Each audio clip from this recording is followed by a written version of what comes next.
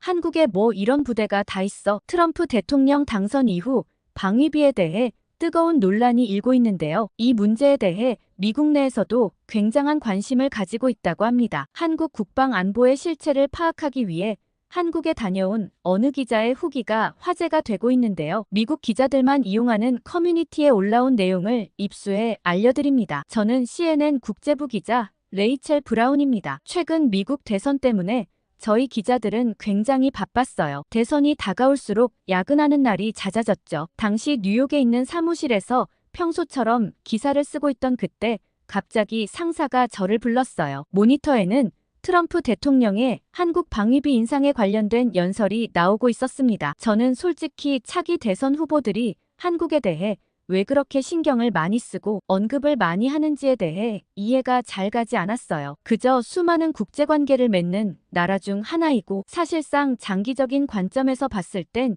유럽 쪽과 우호적인 관계를 맺는 게 더 중요한 거 아닌가 싶었죠. 물론 한국은 K-팝이나 K-드라마로 유명한 나라라는 건 인정해요. BTS나 블랙핑크처럼 세계적인 스타들을 배출한 문화 강국이지만 솔직히 미국 대통령이 그렇게 신경 쓸 만큼 대단한 나라인가 싶은 생각이 들었습니다. 게다가 방위비를 더 올린다는데 한국이 그만한 돈을 감당할 수나 있을까 싶은 의구심마저 들었죠. 이런저런 생각을 하며 팀장님의 사무실에 도착했어요. 팀장님은 제게 한국의 군사력과 방위비 문제에 대해 취재를 다녀오라고 지시했어요. 누가 당선되든 이 문제는 중요한 문제라며 제대로 된 보도를 할 필요가 있다고 하셨죠. 저는 이게 그렇게까지 중요한 문제일까요? 라며 차라리 유럽이나 그로잉 마켓인 인도 쪽 뉴스를 담는 게 어떻겠냐고 했지만 팀장님은 제가 뭘 몰라도 한참 모른다는 듯 한숨을 푹 쉬셨습니다. 그렇게 생각한다면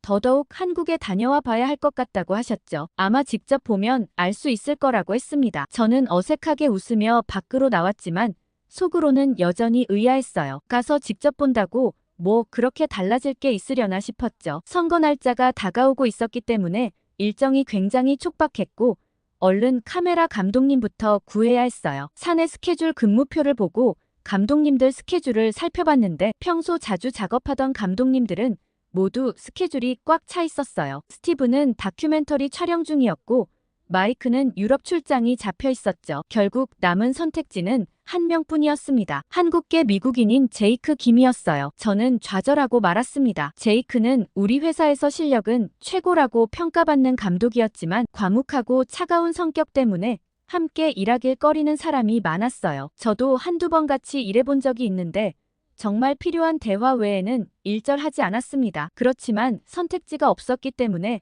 결국 제이크에게 연락할 수밖에 없었죠. 제이크에게 오퍼 메일을 보내놓고서도 여전히 불안한 마음으로 탕비실로 향했습니다. 사라를 만나 이 상황에 대해 진지한 조언을 얻고 싶었거든요. 사라는 제가 입사했을 때부터 친하게 지내온 선배 기자예요. 늘 탕비실에서 커피를 마시며 이런저런 이야기를 나누곤 했죠. 오늘도 어김없이 사라는 탕비실에서 커피를 마시고 있었습니다. 제가 한국 취재권에 대해 설명하자 사라는 흥미로워했어요. 한국은 지금 전 세계적으로 주목받는 나라라며 오히려 좋은 기회라고 했습니다. 하지만 제가 제이크와 함께 가게 되었다는 말에 사라도 살짝 걱정스러운 표정을 지었어요. 사라는 제이크의 무뚝뚝한 성격은 잘 알지만 그의 실력만큼은 최고라며 저를 안심시켰습니다. 오히려 한국계라서 현지 사정을 잘 알 거라고도 했어요. 하지만 저는 여전히 불안했습니다. 이번 출장은 최소 2주 이상 걸릴 텐데 그 무뚝뚝한 제이크와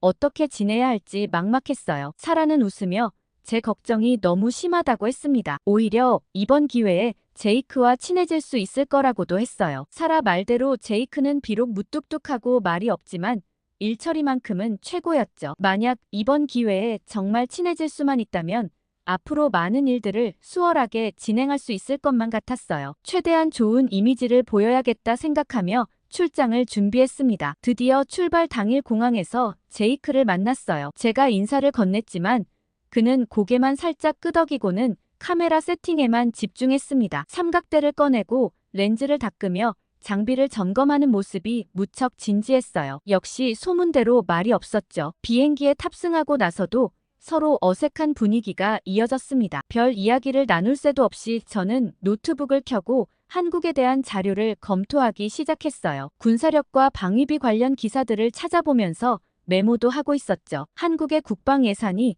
세계 10위권이라는 사실이 새삼 놀라웠습니다. 그런데 갑자기 노트북 화면이 꺼져버렸어요. 배터리를 확인해보니 충전을 해오지 않은 것이었습니다. 14시간이나 되는 긴 비행시간 동안 할 일이 없어져 한숨을 쉬고 있는데 옆자리에 제이크가 뜻밖의 말을 걸었어요. 심심하면 자신의 노트북으로 드라마를 같이 보지 않겠냐고 했습니다. 더 놀라운 건 저를 위해 영어 자막까지 준비해왔다는 거였죠. 이 사람이 이런 면모가 있었다는 사실에 새삼 놀랐지만 그의 제안을 거절하고 싶지 않아 좋다고 얘기했어요. 제이크가 틀어준 드라마는 정년이라는 작품이었어요. 한국의 전통 공연 예술인 여성 국극을 소재로 한 드라마였습니다. 처음에는 생소한 소재라 괜히 본다고 했나 싶어 이걸 보다 졸면 어쩌지 걱정했는데 주연 배우의 열연과 아름다운 영상미에 순식간에 빠져들었어요. 드라마는 단순히 전통 예술을 다루는 것을 넘어 현대 한국 사회의 모습도 자연스럽게 담아내고 있었습니다. 전통과 현대가 공존하는 한국의 모습이 흥미로웠어요. 제이크는 가끔 한국의 전통 문화나 배경을 짧게 설명해주기도 했습니다. 특히 드라마 속 여성 국극이라는 소재가 신선했어요. 여성들이 남성 역할까지 소화하며 무대에 서는 모습이 인상적이었습니다. 제이크는 이 드라마가 디즈니 플러스에서 글로벌 TV쇼 부문 6위를 기록했고 아시아 여러 국가에서 1위를 차지했다고 설명해 주었어요. 이런 세심한 배려가 무뚝뚝해 보이는 제이크에게서 나올 줄은 정말 몰랐습니다. 그는 평소와 달리 드라마에 대해 이야기할 때만큼은 생기가 넘쳤어요. 한국 문화의 세계화에 대해 자부심을 가지고 있는 것 같았습니다. 시간 가는 줄 모르고 드라마를 보다 보니 어느새 비행기는 인천공항에 거의 다다르고 있었어요. 처음에 가졌던 걱정이 조금씩 사라지기 시작했습니다. 어쩌면 이번 한국 취재가 생각보다 나쁘지 않을 것 같다는 기대가 들었어요. 무엇보다 제이크라는 사람에 대해 새로운 면을 발견하게 된 것이 가장 큰 수확이었죠. 그런데 비행기에서 내리자마자 저는 깜짝 놀랄 수밖에 없었습니다. 상상했던 것과는 전혀 다른 공항의 모습 때문이었죠. 천장까지 높이 뻗은 유리창을 통해 자연광이 쏟아지고 최첨단 시설들이 눈앞에 펼쳐졌어요. 특히 인상 깊었던 건 자동 수화물 처리 시스템이었습니다. 시간당 수만 개의 수화물을 처리할 수 있다는 게 믿기지 않았어요. 입국장으로 향하는 길에 있는 무인 셔틀도 놀라웠습니다. 완전 자동화된 시스템으로 운영되는 모습이 마치 미래 도시에 온 것 같았어요. 심지어 공항 내에는 영화관과 병원까지 있었죠. 서울로 향하는 차 안에서 창밖 풍경은 또 다른 충격이었습니다. 끝없이 이어지는 고층 빌딩들과 첨단 시설들이 가득했어요. 뉴욕이나 런던 못지않은 발전된 도시 경관에 입이 다물어지지 않았습니다. 제이크는 이미 여러 번 한국에 와본 듯 익숙한 모습이었어요. 같이 드라마를 보며 조금 친해진 터라 이런저런 개인적인 이야기를 나누던 중 그가 한국에서 군복무를 했다는 사실을 알게 되었어요. 저는 너무 의아했습니다. 미국 시민권자인데 왜 굳이 한국 군대에 갔는지 이해할 수 없었어요. 군대는 안 갈 수 있으면 안 가는 게 좋은 거 아닌가 싶었죠. 제가 의아하다는 듯 물어보자 제이크는 잠시 생각에 잠기더니 자신이 한국 군대를 선택한 더 깊은 이유를 들려주었어요. 2002년 당시 한국의 유명 가수였던 유승준이 미국 시민권을 취득해 군대를 가지 않게 된 사건이 있었다고 했습니다. 그 일로 한국 사회가 큰 충격에 빠졌고 지금까지도 그의 입국이 금지되어 있다고 해요. 제이크는 그때 고등학생이었는데 그 사건을 보며 한국인의 정체성에 대해 깊이 생각하게 되었다고 합니다. 한국 남자에게 군대는 단순한 의무가 아닌 자신의 뿌리와 정체성을 지키는 일이라고 했어요. 특히 한국은 아직도 휴전 상태인 분단 국가라는 점을 강조했습니다. 그렇기 때문에 군대는 단순한 병역 의무가 아닌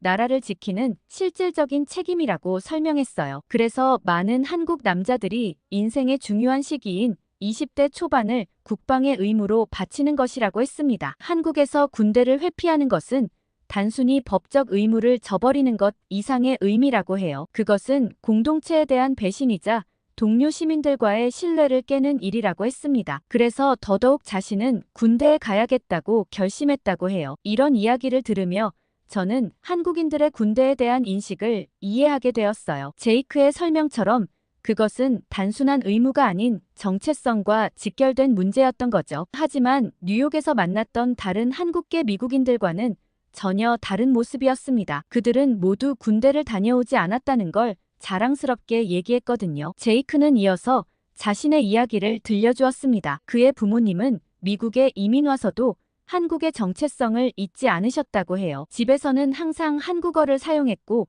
한국 음식을 먹었으며 한국의 예절과 문화를 그대로 지켰다고 합니다. 어릴 때부터 매주 주말이면 한국 학교에 다녔고 방학 때마다 한국을 방문했다고 해요. 그래서 자연스럽게 한국인으로서의 정체성이 형성되었다고 했습니다. 제이크의 부모님은 자녀들이 한국인의 정체성을 잃지 않길 바라셨다고 합니다. 그래서 미국에서 태어나고 자랐지만 한국 문화와 전통을 항상 가까이 했다고 해요. 특히 아버지께서는 한국 남자라면 군대는 꼭 다녀와야 한다고 늘 강조하셨다고 하더라고요. 그의 이야기를 들으며 저는 제이크를 비롯한 한국계 미국인들의 새로운 면을 발견하게 되었어요. 단순히 미국에 사는 이민자가 아니라 뿌리 깊은 문화적 정체성을 가진 사람들이었던 거죠. 서울 시내로 들어설수록 제이크의 표정이 밝아졌어요. 마치 고향에 돌아온 것처럼 편안해 보였습니다. 짐을 내리고 난 후 우리는 첫 취재지인 용산 미군기지로 향했어요. 요즘은 평택으로 많이 이전했다고 하지만 여전히 용산에는 주요 시설들이 남아 있었습니다. 기지에 도착하자 우리를 맞이한 건 마이클 브라운 대령이었어요. 20년 넘게 한국에서 근무했다는 그는 한국말도 꽤 유창했습니다. 브라운 대령의 사무실 창밖으로는 서울의 화려한 도시 전경이 한눈에 들어왔어요. 인터뷰를 시작하자 브라운 대령은 한국의 변화에 대해 이야기하기 시작했습니다. 그가 처음 부임했을 때만 해도 한국은 미군의 도움이 절실했다고 해요. 하지만 지금은 상황이 완전히 달라졌다고 했습니다. 특히 한국군의 첨단 무기 체계와 훈련 시스템은 세계 최고 수준이라고 평가했어요. 예전에는 미군이 한국군을 가르쳤지만 이제는 오히려 미군이 한국군에게 배우는 것들이 많다고 했습니다. K9 자주포나 현무미사일 같은 무기 체계는 미군도 관심 있게 지켜보고 있다고 해요. 그러면서 브라운 대령은 재미있는 일화를 하나 들려주었습니다. 얼마 전 한미연합훈련에서 한국군이 보여준 야간 작전 능력에 미군 장병들이 모두 놀랐다고 해요. 한국군이 개발한 야간 투시경의 성능이 미군의 것보다 뛰어났기 때문이었습니다. 제가 그렇다면 이제 미군이 한국에 주둔할 필요가 없지 않느냐고 물었더니 브라운 대령은 고개를 저었어요. 주한미군의 주둔은 이제 한국을 돕는 차원이 아니라 미국의 국익을 위한 것이라고 설명했습니다. 아시아 태평양 지역에서 한국의 전략적 가치는 점점 더 커지고 있다고 했어요. 민주주의와 자유시장 경제를 공유하는 한국은 미국의 가장 중요한 동맹국 중 하나라고 강조했습니다. 더구나 한국은 세계 10위권의 경제대국이자 문화 강국으로 성장했다고 했어요. 이런 나라와의 동맹 관계를 유지하는 것은 미국에게도 매우 중요한 일이라고 설명했습니다. 브라운 대령의 마지막 말이 특히 인상적이었어요. 이제는 한미동맹이 한쪽이 다른 쪽을 돕는 관계가 아니라 서로가 서로를 필요로 하는 진정한 동반자 관계가 되었다고 하더라고요. 용산 기지를 나서면서 저는 많은 생각이 들었습니다. 트럼프 대통령의 방위비 증액 요구에 대해 새로운 시각이 생겼어요. 이제는 한국이 미국의 도움을 받는 나라가 아닌 함께 가야 할 중요한 파트너인데 마냥 방위비 증액을 요구할 수 있을까 싶은 의구심이 들었죠. 긴 하루의 취재를 마치고 호텔로 돌아왔을 때는 이미 해가 저물어 있었어요. 피곤했지만 시차가 있어 잠이 오지 않았습니다. 그러자 제이크가 가볍게 한잔하지 않겠냐고 제안했고 저는 흔쾌히 수락했습니다. 호텔 근처 조용한 펍에서 이런저런 대화를 나누게 되었죠. 맥주를 한 모금 마시고 저는 솔직한 심정을 털어놓았습니다. 처음에는 제이크가 정말 무뚝뚝해서 이번 취재가 걱정됐다고 말했어요. 회사에서도 다들 그렇게 말했고 실제로 첫 인상도 그랬다고 했습니다. 그런데 이제는 전혀 그렇게 생각하지 않는다고 했어요. 비행기에서 드라마를 보여준 일부터 취재 내내 세심하게 설명해주고 배려해주는 모습까지 오히려 따뜻한 사람이라고 느꼈다고 말했습니다. 제 말을 듣고 제이크는 잠시 침묵했어요. 그리고 천천히 자신의 이야기를 꺼내기 시작했습니다. 어린 시절 이야기였어요. 초등학교 때부터 심한 인종차별을 겪었다고 했습니다. 원래는 밝고 활발한 성격이었대요. 항상 웃으면서 친구들에게 먼저 다가가고 착하게 굴었다고 합니다. 하지만 그런 모습이 오히려 약점이 되었다고 해요. 친절하게 대하면 더 무시하고 못살게 굴었다고 했습니다. 특히 중학교 시절에는 정말 힘들었다고 해요. 점심시간마다 혼자 화장실에 숨어 도시락을 먹었고 매일 밤 악몽에 시달렸다고 했습니다. 부모님께는 말씀드리지 못하고 혼자서 끙끙 앓았다고 하더라고요. 그 말을 듣는데 마음이 너무 아팠어요. 단순히 외모 때문에 그런 차별을 받는다는 게 어린 마음에 얼마나 속상했을까 싶었죠. 그러다 고등학교에 진학하면서 결심했다고 합니다. 더 이상 약한 모습을 보이지 않기로 했대요. 무표정을 연습했고 감정을 드러내지 않으려 노력했다고 했습니다. 그렇게 하면 사람들이 함부로 대하지 못할 거라 생각했다고 해요. 점점 사람들과 거리를 두게 되었고 자연스럽게 무뚝뚝한 이미지가 만들어졌다고 했습니다. 회사에서도 그런 이미지가 굳어졌지만 사실 그건 자신을 보호하기 위한 방어막 같은 거였다고 해요. 하지만 제이크는 말했어요. 자신은 여전히 그때의 밝고 친절한 소년이라고, 단지 그 모습을 쉽게 보여주지 않을 뿐이라고 했습니다. 정말 마음을 열 수 있는 사람에게는 자신의 진짜 모습을 보여준다고 했어요. 제이크의 이야기를 들으며 그가 지금까지 겪어온 상처들이 고스란히 전해져 왔어요. 무뚝뚝해 보이는 그의 겉모습 뒤에 이런 아픔이 있었다니 미처 몰랐습니다. 원래는 일찍 자려고 했지만 그날 우리의 대화는 깊어졌어요. 제이크는 점점 더 많은 이야기를 들려주었고 저는 진심으로 그의 이야기에 귀 기울였습니다. 시간 가는 줄 모르고 대화를 하다 시계를 보고 깜짝 놀랐죠. 다음 날 일찍 취재가 있어 아쉬운 마음으로 각자 방으로 헤어졌어요. 잠에 들면서 제이크와 가까워져서 진짜 모습을 볼 수 있으면 좋겠다는 마음이 들었죠. 제이크와의 대화 때문에 얼마 자지 못했지만 오랜 기자 생활의 쪽잠은 아무것도 아니었어요. 다음 날 아침 일찍 우리는 육군사관학교를 찾았습니다. 새벽 5시, 아직 동이 트기 전인데도 사관학교는 이미 활기가 넘치더라고요. 생도들의 구보 소리와 군가가 캠퍼스에 울려 퍼지고 있었어요. 제이크는 카메라를 들고 생도들의 구보 장면을 담기 시작했습니다. 수백 명의 생도들이 완벽한 대형을 맞춰 달리는 모습이 인상적이었어요. 특히 눈에 띈 것은 여생도들이었습니다. 남자 생도들과 전혀 다르지 않은 강도로 훈련에 임하고 있었죠. 우리는 그 중에서도 특별히 여생도 김지연을 인터뷰하게 되었어요. 지연 생도는 사관학교 1학년 생도 중 체력장 최우수자였고 학업 성적도 최상위권이라고 했습니다. 늠름한 자태와 또렷한 눈빛이 인상적이었어요. 인터뷰를 하며 알게 되었지만 지연생도의 가문은 4대째 군인 집안이었습니다. 선조들 중에서는 광복군 출신도 있었고 집안에는 6.25 전쟁에 참전하신 분도 계셨어요. 아버지는 현재 해군 제독이시고 오빠도 육군 장교라고 했습니다. 하지만 지연생도는 처음부터 군인이 되고 싶었던 건 아니었다고 해요. 오히려 집안 어른들의 참전 이야기를 들으며 자랐기 때문에 전쟁의 참혹함을 잘 알았고 군인의 길을 피하고 싶었다고 했습니다. 특히 집안 어르신께서 들려주신 낙동강 전투 이야기는 너무나 끔찍했다고 해요. 전장에 나가 생사의 갈림길에서 수많은 전우를 잃은 이야기를 들으며 군인의 삶이 얼마나 힘든지 깨달았다고 했습니다. 그런데 2010년 연평도 포격 사건이 일어났을 때 모든 것이 바뀌었다고 해요. 당시 아버지께서 구조작전에 참여하셨는데 며칠 동안 집에 들어오지 못하셨답니다. 민간인들을 안전하게 대피시키고 부상자들을 구조하느라 쉴 틈도 없으셨다고 해요. 아버지가 돌아오셨을 때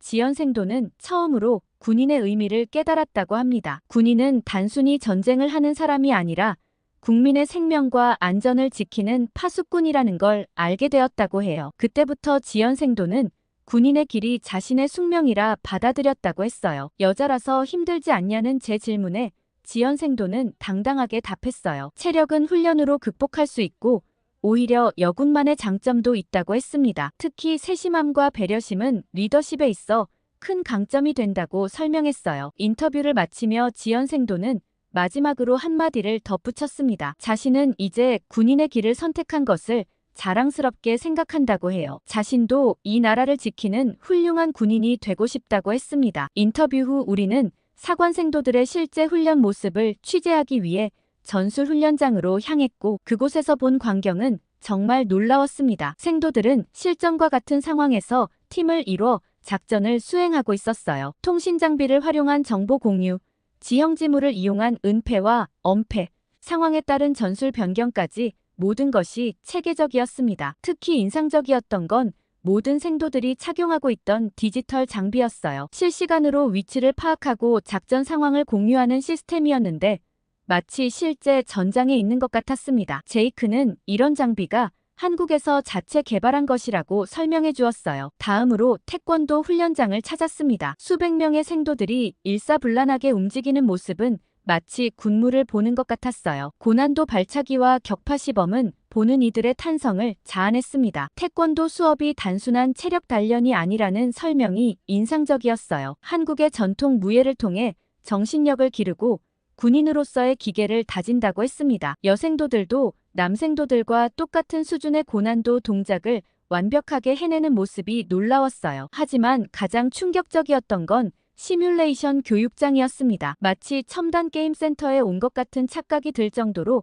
최신 장비들이 가득했어요. VR 헤드셋을 쓰고 실제 전장 환경을 체험하는 프로그램부터 전투기 조종 시뮬레이터까지 있었습니다. 교관은 한국의 IT 기술을 군사훈련에 적극적으로 도입하고 있다고 설명했어요. 인공지능을 활용해 다양한 전장 상황을 구현하고 빅데이터로 훈련 성과를 분석한다고 했습니다. 심지어 증강현실 기술을 이용해 실제 훈련장에서도 가상의 적군과 교전할 수 있다고 해요. 이런 첨단 시스템은 모두 한국에서 자체 개발한 것이라고 했습니다. 세계 최고 수준의 IT 기술력을 바탕으로 독자적인 군사훈련 시스템을 구축했다는 설명이었어요. 특히 이런 시스템 덕분에 코로나 팬데믹 상황에서도 훈련의 연속성을 유지할 수 있었다고 합니다. 훈련장을 둘러보며 저는 한국의 미래가 밝다는 확신이 들었어요. 첨단 기술력과 체계적인 교육 시스템, 그리고 무엇보다 이곳에서 훈련받는 젊은 생도들의 열정이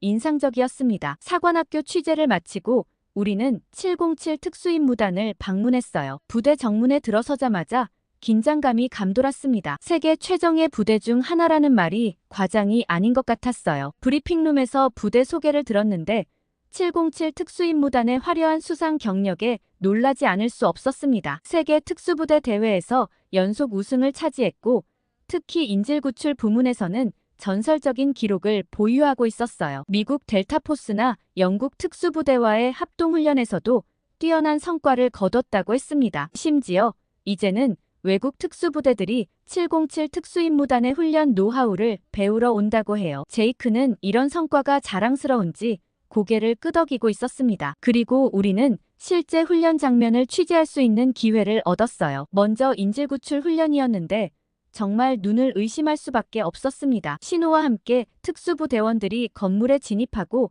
인질을 구출하기까지 걸린 시간이 단 15초였어요. 그것도 한 명의 인질도 다치지 않게 하면서 모든 테러범을 무력화시키는 완벽한 작전이었습니다. 마치 미리 짜놓은 안무처럼 모든 동작이 정확했어요. 부대원들의 움직임은 마치 그림자처럼 빠르고 조용했습니다. 제가 가장 놀랐던 건 저격 훈련이었어요. 800m 밖에 목표물을 맞추는 훈련이었는데 바람의 세기와 방향까지 계산해 정확하게 명중시켰습니다. 특히 놀라웠던 건 이 모든 판단을 AI 시스템의 도움 없이 사람이 직접 한다는 점이었어요. 특히 이들이 사용하는 장비들도 최첨단이었어요. 한국에서 자체 개발한 특수 제작 장비들은 세계 최고 수준이라고 했습니다. 특히 통신 장비와 특수 방탄복은 다른 나라 특수부대들도 탐낸다고 하더라고요. 훈련을 지켜보던 중 소름이 돋는 점이 한 가지 있었습니다. 그건 부대원들의 눈빛이었어요. 훈련이지만 실전처럼 임하는 진지함이 느껴졌죠. 모든 동작 하나하나에 그들의 사명감이 담겨 있었습니다. 취재를 마치며 부대장은 707 특수임무단의 모토를 들려주었어요. 그림자처럼 움직이고 번개처럼 타격하라는 말인데 오늘 본 훈련이 바로 그 말을 완벽하게 구현하는 것 같았습니다. 특수부대 취재를 마치고 나오면서 저는 깊은 인상을 받았어요. 이제 한국은 더 이상 도움이 필요한 나라가 아니라 오히려 다른 나라의 모범이 되는 나라라는 걸 실감했습니다. 707 특수임무단은 그것을 증명하는 살아있는 증거였어요. 707 특수임무단의 단독훈련을 지켜본 후 우리는 미군과의 합동훈련 현장으로 이동했어요. 마침 주한미군 특수부대와 707 특수임무단이 함께하는 도심지 전투 훈련 기간이라 참관할 수 있는 기회를 얻었죠. 훈련에 앞서 양측이 사용하는 장비들을 비교해 볼 수 있는 기회가 있었어요. 처음 본 한국군의 야간 투시경은 놀라움 그 자체였습니다. 미군이 사용하는 것보다 시야각이 넓고 선명도도 훨씬 뛰어났어요. 게다가 무게는 절반 수준이었죠. 주한미군 장비 담당관도 한국의 야간 투시경 성능을 인정했습니다. 특히 배터리 수명이 24시간 이상 유지되는 점을 높이 평가했어요. 미군 장비는 8시간 정도면 교체해야 한다고 했습니다. 전술통신 장비도 한국군이 한 수 위였어요. 건물 안에서도 끊김없는 통신이 가능했고 적의 전파 방해에도 강했습니다. 미군은 이미 이 장비의 구매를 검토하고 있다고 했어요. 가장 부러운 건 특수 제작된 방탄복이라고 했습니다. 일반 방탄복보다 가볍고 유연한데도 방탄 성능은 더 뛰어났어요. 한국의 섬유 기술과 나노 기술을 접목해 만들었다고 하는데 가격은 미군 장비의 절반 수준이라고 하더라고요. 주한미군을 두는 이유가 한국의 뛰어난 기술을 바로 벤치마킹 할 수 있기 때문이 아닐까 싶은 생각이 들 정도로 한국 기술력이 굉장히 뛰어나더라고요. 실제 합동훈련이 시작되자 이런 장비들의 진가가 더욱 돋보였어요. 한국군은 첨단 장비들을 마치 자신의 일부처럼 자연스럽게 다뤘습니다. 특히 야간 작전에서 그 차이가 확연했어요. 한밤중에 진행된 건물 탈환 작전에서 한국군은 마치 한나처럼 자유롭게 움직였습니다. 야간 투시경을 통해 본 영상은 마치 고화질주간 촬영분 같았어요. 미군도 이런 장면을 보며 감탄사를 연발했습니다. 통신 장비의 성능 차이도 극명했어요. 고층 건물 지하 주차장에서 진행된 작전 중에 미군은 버벅거리는 모습을 보였습니다. 무슨 일이 생겼나 싶었지만 한국군은 아무 문제 없이 작전을 수행하더라고요. 알고 봤더니 미국 통신 장비에 문제가 생겼던 건데 한국은 완벽한 통신을 유지했죠. 이는 작전 수행의 결정적인 차이를 만들었어요. 훈련이 끝난 후 미군 지휘관은 한국군의 장비에 대해 높이 평가했어요. 특히 실전적인 훈련을 통해 장비들을 계속 개선해온 점이 인상적이라고 했습니다. 이제는 미군이 한국군의 장비 발전 속도를 따라가기 힘들다고도 했어요. 제이크는 자신이 군 복무할 때와 비교하면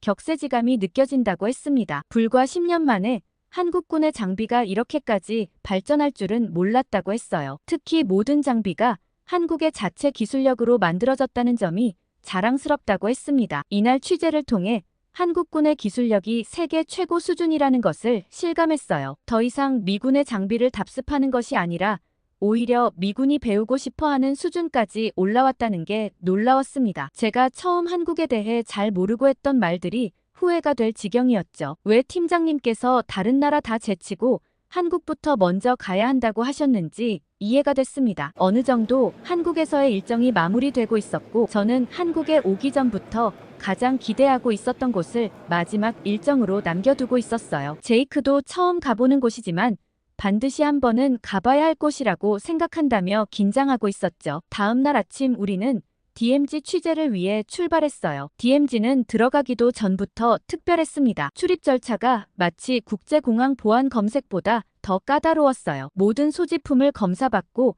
특별 출입증을 발급받는 과정만으로도 1시간이 넘게 걸렸습니다. 신분 확인도 3번이나 했어요. 취재진이라고 예외는 없었죠. 오히려 카메라 장비 때문에 더 엄격한 검사를 받았습니다. DMZ로 향하는 버스 안에서 가이드는 이곳의 특수성을 설명했어요. 세계에서 가장 중무장된 비무장지대라는 역설적인 상황에 대해 말했습니다. 휴전선을 따라 설치된 최첨단 감시 시스템에 대한 설명도 들었어요. 특히 인상적이었던 건 AI 기반의 감시 체계였습니다. 인공지능이 24시간 경계 구역을 모니터링하고 있었어요. 작은 동물의 움직임까지 감지하고 분석할 수 있다고 했습니다. 드론과 열감지 카메라도 끊임없이 작동하고 있었어요. JSA에 도착하자 긴장감이 더욱 고조되었습니다. 우리를 안내하던 장교는 모든 행동에 특별한 주의가 필요하다고 강조했어요. 사진 촬영도 허가된 구역에서만 가능했고 손짓이나 제스처도 삼가야 했습니다. 군사분계선을 직접 보는 순간은 정말 특별했어요. 노란 선 하나를 사이에 두고 남과 북이 나뉘어 있다는 게 믿기지 않았습니다. 그 선을 사이에 두고 남북 경비병들이 서로를 마주보고 있었어요. 가장 긴장된 순간은 북한군과 마주친 때였습니다. 북한 측 건물에서 망원경으로 우리를 주시하는 북한군이 보였어요. 제이크는 카메라를 들었다가 잠시 망설였지만 결국 촬영을 하지 않았습니다. 이곳의 모든 것이 긴장감으로 가득했어요. 하지만 동시에 놀라울 정도로 질서정연했습니다. 첨단 장비들과 철저한 경계 태세, 그리고 이를 운용하는 군인들의 전문성이 인상적이었어요. 특히 우리를 안내하던 장교의 설명이 인상적이었습니다. 이곳은 단순한 분단의 상징이 아니라 평화를 지키기 위한 최전선이라고 했어요. 그래서 이곳의 모든 시설과 장비가 방어에 초점이 맞춰져 있다고 설명했습니다. DMZ 취재를 마치며 저는 한국의 특수한 상황을 이해하게 되었어요. 세계 최고 수준의 군사력과 첨단 장비들이 필요한 이유를 실감했습니다. 이건 과시가 아닌 생존을 위한 필수적인 선택이었던 거죠. 제이크도 이곳의 현실을 보며 깊은 생각에 잠긴 듯 했어요. 자신이 군복무를 했던 시절을 떠올리는지 평소보다 더 진지한 표정이었습니다. 우리는 말없이 DMZ를 떠났지만 그곳에서 느낀 긴장감은 쉽게 사라지지 않았어요. 취재를 마치고 호텔로 돌아와 저는 기사 작성을 시작했습니다. 처음 한국에 왔을 때 가졌던 편견들이 모두 깨져 있었어요. 방위비 문제도 이제는 전혀 다른 시각으로 보게 되었습니다. 한국은 더 이상 미국의 보호가 필요한 약한 나라가 아니었어요. 오히려 미국과 대등한 위치에서 함께 가야 할 파트너였습니다. 첨단 군사력과 우수한 장비들, 그리고 무엇보다 군인들의 높은 사명감이 그것을 증명했어요. 제이크는 다음에는 한국의 다른 모습도 보여주고 싶다고 했습니다. IT 강국으로서의 한국, 문화 강국으로서의 한국 등 아직 보여줄 것이 많다고 했어요. 저도 그의 제안이 반가웠습니다. 우리는 다음 취재를 약속했어요. 그의 무뚝뚝한 표정 뒤에 숨어있던 따뜻함이 이제는 확실히 보였습니다. 미국으로 돌아가면서 이번 취재는 정말 얻은 것이 많은 취재였다는 생각이 들었어요. 한 나라에 대한 편견을 깨고 한 사람에 대한 진정한 이해를 얻은 특별한 여정이었어요. 그리고 이 여정은 이제 시작일 뿐이라는 생각이 들었습니다. 최근 여러 나라에서 앞다투어 한국 국방의 힘에 대한 찬사를 늘어놓고 있는데요. 이를 위해 수많은 선조들의 피와 땀이 있었다는 생각이 듭니다. 오늘 사연에 대해 어떤 의견을 가지고 계신지 댓글 많이 달아주시고 구독과 좋아요 꾹 눌러주세요. 감동 필름이었습니다.